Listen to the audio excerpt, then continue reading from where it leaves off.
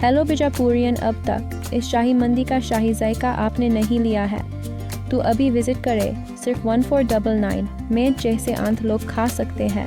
पर पर्सन सिर्फ 187। Only at B grand family restaurant.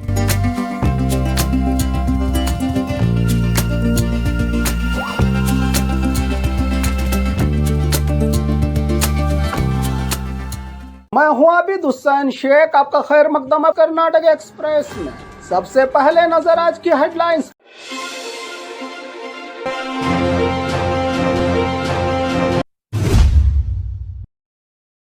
Mysore palace के सामने हीलियम सिलेंडर धमाका, सुरक्षा में बड़ी चूक उजागर। बेंगलुरु की मक्का मस्जिद में मस्जिद दर्शन कार्यक्रम, आपसी भाईचारे का संदेश। सरकारी हॉस्पिटल में बड़ी लापरवाही, गलत खून चढ़ाने से मरीज पहुंचा आईसीयू में। गैर कानूनी राशन का धंधा बेनकाब, असिस्टेंट कमिश्नर ने की बड़ी कार्रवाई।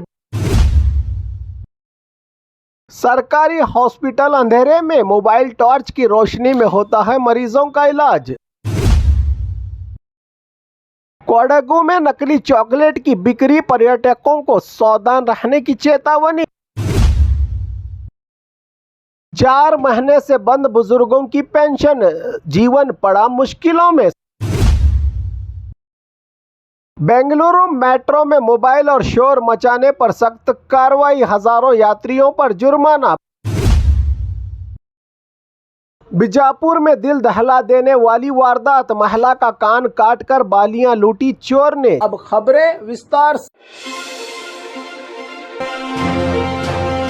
मैसूर पैलेस के सामने हीलियम सिलेंडर धमाका, सुरक्षा में बड़ी चूक उजागर। मैसूर पैलेस के जय मार्था गेट के सामने गुरुवार रात करीब 8:30 के करीब गुब्बारे बलून भरने के लिए इस्तेमाल किए जा रहा हीलियम गैस सिलेंडर अचानक फट गया। इस भयानक हादसे में गुब्बारा बेचने वाले सलीम की मौके पर ही मौत हो गई, जबकि गंभीर रूप से घायल लक्ष्मी और मंजुला ने इलाज के दौरान दम तोड़ दिया। कुछ अन्य लोग भी इस हादसे में घायल हुए हैं। घटना के बाद पुलिस ने मामला दर्ज कर जांच शुरू कर दी। हैरानी की बात यह है कि धमाके की जगह से सिर्फ 15 से 20 फीट की दूरी पर लगा सीसीटीवी कैमरा होने के बावजूद धमाके का कोई फुटेज रिकॉर्ड नहीं हुआ। इससे मैसूर पैलेस की सुरक्षा व्यवस्था पर गंभीर सवाल खड़े हो गए हैं। स्थानीय लोगों का आरोप है कि कैमरा या तो खराब था या सिर्फ डेमी कैमरा लगाया गया था। पुलिस गुब्बारा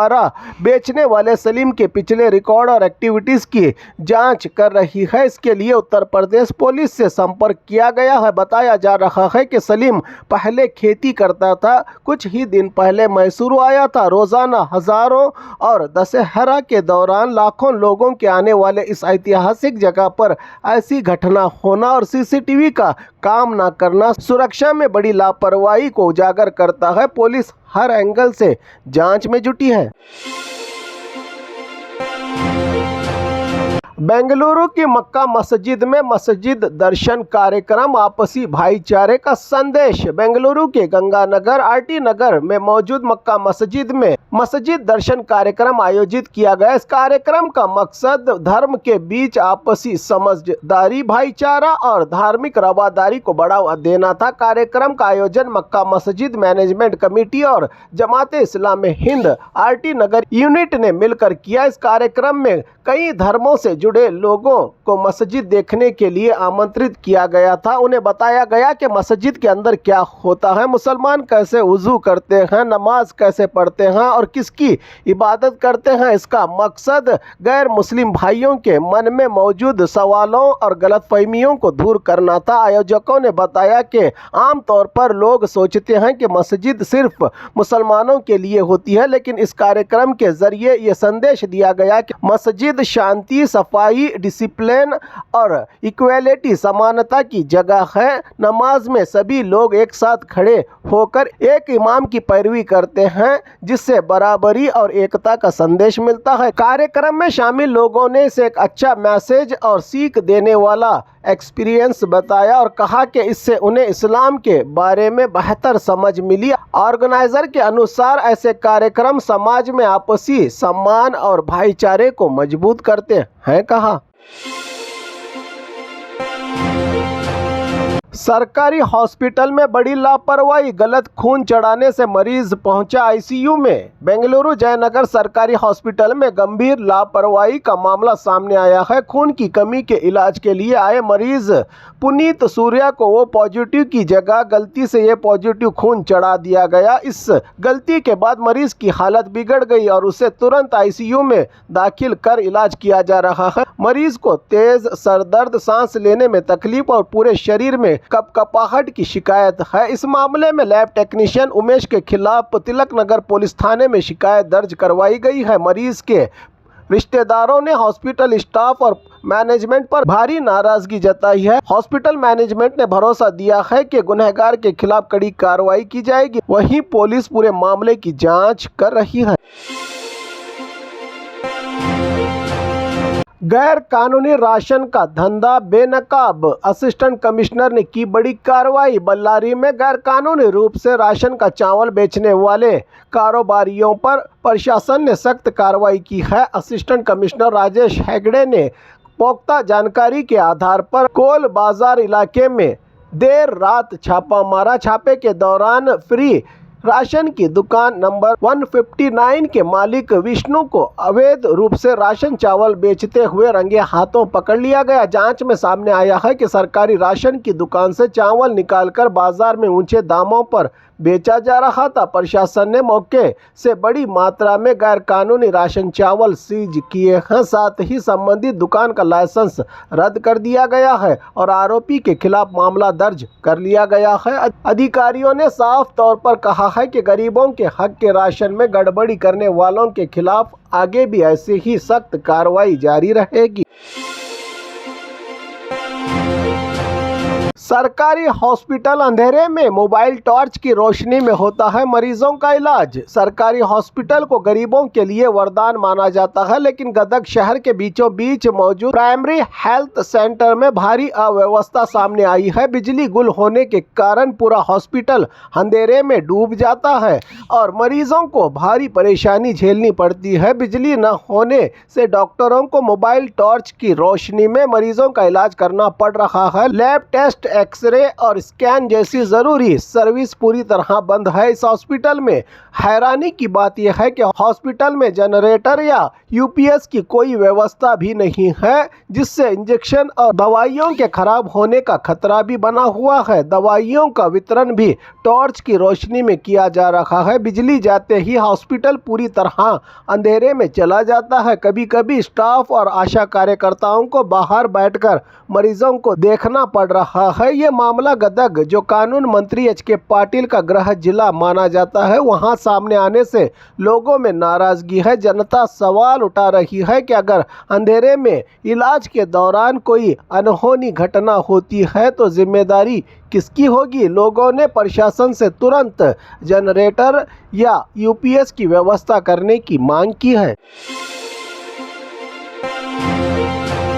कोडागू में नकली चॉकलेट की बिक्री, पर्यटकों को सावधान रहने की चेतावनी। कोडागू का नाम आते ही कॉफी, शहद, वाइन और होममेड चॉकलेट याद आते हैं। बड़ी संख्या में पर्यटक यहां से चॉकलेट खरीदकर ले जाते हैं, लेकिन हाल ही के दिनों में कोडागू के नाम पर नकली और घटिया चॉकलेट बेचे जाने का मामला सामने आया है। दोबारे निसर्ग धाम, मडिकेरी के अब्बी फॉल्स और राजा सेठ जैसे मशहूर जगहों पर फूड सेफ्टी कानून का उल्लंघन करने की जानकारियां मिली हैं। इन चॉकलेट्स पर FSSAI का लेबल भी मौजूद नहीं है, जिससे आपकी सेहत को नुकसान हो सकता है, खास तौर पर बच्चों के लिए। ऐसी जगहों पर बिना नाम, पते, मैन्युफैक्चरिंग और एक्सपायरी डेट के बिना ही चॉकलेट खुलेआम बेचे जा रहे हैं। कई चॉकलेट्स पर FSSAI का लेबल भी मौजूद नहीं है। स्थानीय लोगों और पर्यटकों की शिकायतों के बाद जिला प्रशासन और फूड सेफ्टी विभाग ने कार्रवाई शुरू कर दी है। सस्पेक्टेड दुकानों से सैंपल लिए जा रहे हैं। अधिकारियों का कहना है कि घटिया चॉकलेट ज्यादा दामों पर बेची जा रही हैं, जिससे खासकर बच्चों की सेहत को नुकसान हो सकता है। प्रशासन ने पर्यटकों और आम लोगों से अपील की है कि केवल सही लेबल और रजिस्टर्ड चॉकलेट ही खरीदे। नकली चॉकलेट, खराब शहद और गैरकानूनी होममेड वाइन की बिक्री से कोडागू की छवि और पर्यटन पर बुरा असर पड़ रहा है, कहा अधिकारियों ने।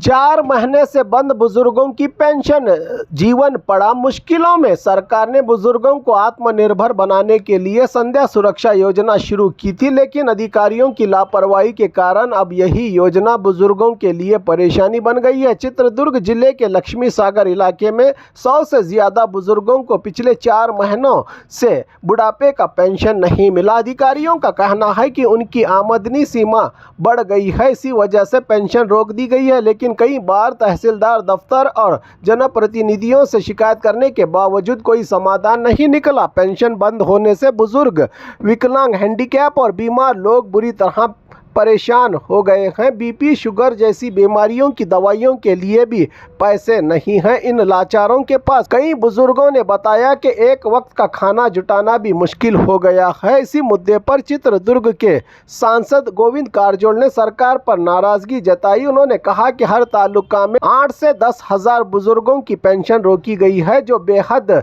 दुर्भाग्यपूर्ण है। उन्होंने सरकार से तुरंत तमाम खामियों को दूर कर सभी बुजुर्गों को दोबारा पेंशन देने की मांग की है। कुल मिलाकर 4 महीने से पेंशन न मिलने के कारण बुजुर्गों की जिंदगी मुसीबत में आ गई है और वो विरोध करने पर मजबूर हो गए हैं। सरकार से जल्द कार्रवाई की मांग की जा रही है इन बुजुर्गों की ओर से। बेंगलुरु मेट्रो में मोबाइल और शोर मचाने पर सख्त कार्रवाई, हजारों यात्रियों पर जुर्माना। बेंगलुरु मेट्रो में रोजाना यात्रियों की संख्या बढ़ रही है, लेकिन कई लोग मेट्रो में मोबाइल इस्तेमाल करते समय या ऊंची आवाज में बात करने और गाने सुनने की वजह से रूल्स तोड़ रहे हैं। 5 दिसंबर से 25 दिसंबर तक 6520 केस सिर्फ शोर करने, 268 केस मेट्रो में खाना खाने के और 640 केस तंबाकू इस्तेमाल करने के दर्ज किए गए हैं। BMRC प्रशासन ने पहले चेतावनी दी थी, अब जुर्माना लगाने का फैसला किया गया है ताकि बाकी यात्रियों को परेशानी न हो। बीजापुर में दिल दहला देने वाली वारदात, महिला का कान काटकर बालियां लूटी चोर ने। चोरी की वारदात अब हैवानियत की हदें पार कर रही हैं। बीजापुर शहर में एक महिला का कान काटकर कान की बाली लूटने का मामला, सनसनीखेज मामला सामने आया है। यह घटना देवटगेरी गली में गुरुवार शाम की बताई जा रही है। पीड़ित की पहचान 45 वर्षीय कलावती के रूप में हुई है। वो दूध लेने के लिए दुकान जा रही थी, तभी एक मास्क पहने बदमाश ने चाकू से उनके कान पर हमला कर बाली काट ली। आरोपी ने मंगलसूत्र पर भी हाथ साफ करने की कोशिश की। घटना के बाद महिला गंभीर रूप से घायल हो गई और उन्हें प्राइवेट हॉस्पिटल में भर्ती करवाया गया है। फिलहाल उनकी हालत खतरे से बाहर बताई जा रही है। यह मामला गोलगुमत पुलिस थाना लिमिट का है। पुलिस ने तेजी से कार्रवाई करते हुए 2 सस्पेक्टेड लोगों को हिरासत में लिया है और उनसे पूछताछ जारी है। पुलिस को शक है कि आरोपी नशे की हालत में थे और उससे पहले भी इस तरह की वारदातों में शामिल हो सकते हैं। इस घटना से इलाके में दहशत का माहौल है। लोगों ने पुलिस से आरोपियों के खिलाफ कड़ी से कड़ी कार्रवाई की मांग की है।